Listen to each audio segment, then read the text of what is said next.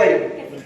ఈ శుభోదయం ద్వారా పాతపట్నంలో ఉన్నటువంటి అన్ని వీధుల్లో సమస్యలను తెలుసుకోవడానికి, ఇప్పుడు ఎలక్షన్ అయితే కాదు, ఎలక్షన్ కాదు కానప్పటికీ కూడా సమస్యలు తెలుసుకోవడానికి నేను ప్రతి గడప గడప తట్టి ప్రతి తలుపు కూడా తట్టుతున్నా.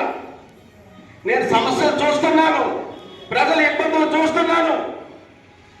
రాబోయేటువంటి ఎలక్షన్స్ లో మీరందరూ సహకరిస్తారా? మీరు సహకరిస్తారా?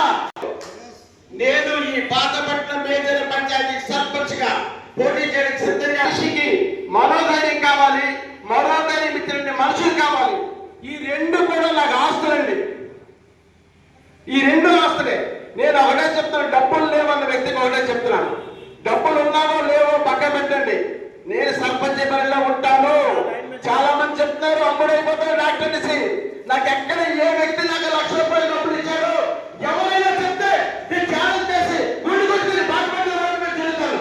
చాలా మంది తప్పుడు ఆరోపణలు చేస్తారు. ఈ ఆరోపణలు నేను ఖండిస్తున్నా. ఇంకో విషయం చెప్తున్నానండి, ఈ పార్లమెంట్ సంబంధించి ఈ శుభోదయం కార్యక్రమం ద్వారా చేసిన కార్యక్రమాల ఫలితాలు కూడా ఉన్నాయండి.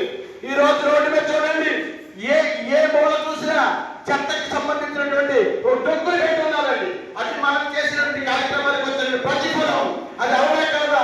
చాలా దగ్గర నీళ్ళు లైట్లు కానీ, చాలా దగ్గర మరుగు నీటికి సంబంధించినటువంటి కాలువలు కానీ, ఇవన్నీ కూడా మనం చేసే కార్యక్రమం సంబంధించి ఈరోజు జరుగుతున్నాయండి.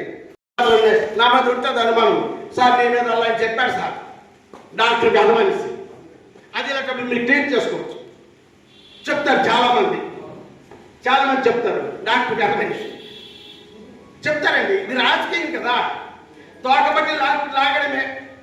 ఒక డెవలప్ అవుతుంటే ఆడు లాగుతాడు, ఆడు అవ్వలేడు, ఆడు మీటింగ్ పెట్టలేడు. కానీ వీడు పెట్టాలి కదా, వీడు పెట్టే వ్యక్తి లాగాల. ఎలా లాగాల? నీలో ఉన్న వ్యక్తులకి ఒక్కొక్క వ్యక్తికి ముట్టించడం అనమాట, ముట్టించడం. అది జరుగుద్ది.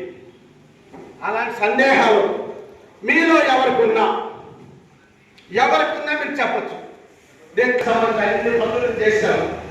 నా ప్రాణం ఉన్నంత వరకు, ఓటు ఉన్నంత వరకు, రాజకీయంలో మీరు సక్సెస్ అనేది ఇస్తే మీరు తప్పనిసరిగా మీ బానిసలుగా, మీ